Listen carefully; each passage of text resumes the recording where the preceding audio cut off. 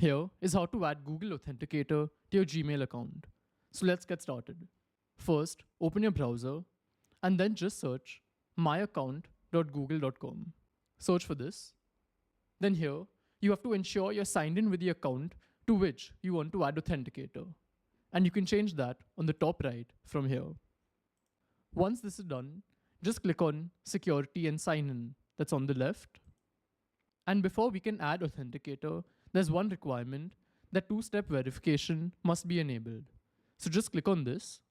So for me, it is enabled, but if you haven't enabled it yet, you'll see an option to enable two-step verification, so just do that. And once you're done, you'll see this page.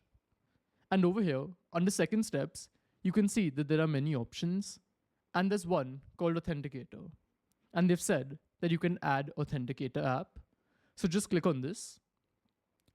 Then the next thing to do is open Authenticator on our phone. And if you don't have it installed, just go to the Play Store or the App Store and download Google Authenticator. Then click on Setup Authenticator, that's here.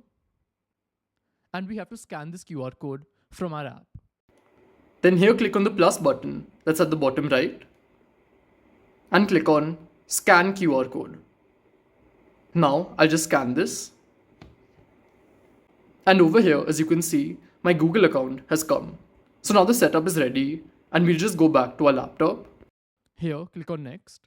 We'll have to enter the 6-digit code just as verification. So I'll enter what I see on my phone and then click on Verify. And as you can see, Authenticator has been added. And if you want to remove it in the future, just click on the delete icon and then it'll be removed. So this is how it works. And if you want to know some privacy and security settings for your Google account, check out this video. Goodbye.